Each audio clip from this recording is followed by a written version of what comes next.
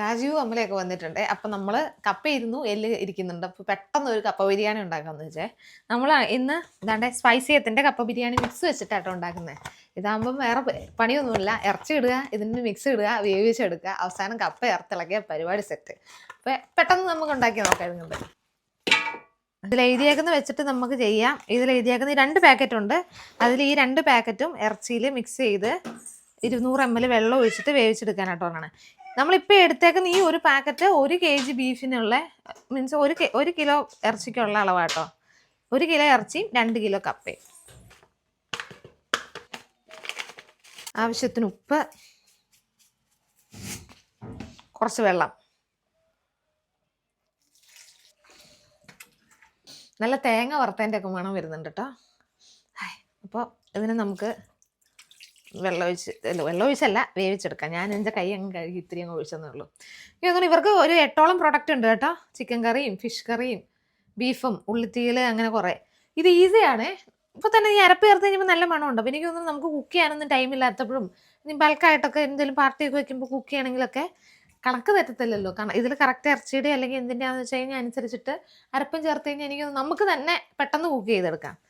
വല്ലാത്ത നമ്മൾ ഈ അരിഞ്ഞ് അല്ലെങ്കിൽ മസാലയൊക്കെ ഇട്ട് ആ ഒരു ഇതില്ല. നമുക്ക് കറക്റ്റ് അളവിൽ കുക്ക് ചെയ്ത് അതുകൊണ്ട് നമ്മൾ കുക്കർ അടച്ച് അടുപ്പത്ത് വെച്ചിട്ടുണ്ട്. എനിക്ക് തോന്നുന്നു ഒരു 4 വിസിൽ മതിയായിരിക്കും. എല്ലുള്ള കാരണം ഓക്കെ ആവുമായിരിക്കും. 4 വിസിൽ അടിച്ച് നോക്കാം.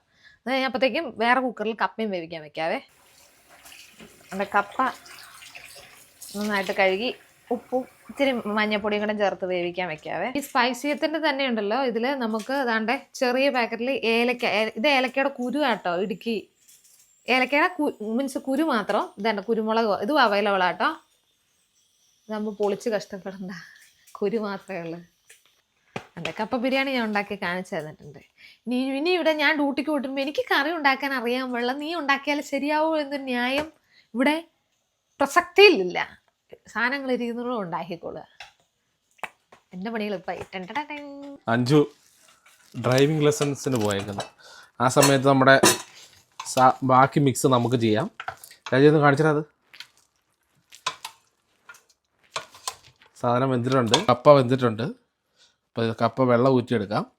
രണ്ടും ഇട്ട് മിക്സ് ചെയ്യണം. നമ്മുടെ ഇളക്ക് ശരിയല്ലാത്തതുകൊണ്ട് അഞ്ചു ഇളക്ക് ശരിയല്ലാത്തതുകൊണ്ട് ഞാൻ വെറുതെ നോക്കിയതേ ഉള്ളു. ഞാൻ ക്ഷീണിതയായി വന്നത്, വേഗം ഫുഡ് തരുമോ. എല്ലാവരും ഇടുക്കി സ്റ്റൈലിൽ കപ്പ ബിരിയാണിയൊക്കെ കഴിച്ച് എല്ലാവർക്കും ഇഷ്ടപ്പെട്ടു. അടിപൊളിയായിരുന്നു.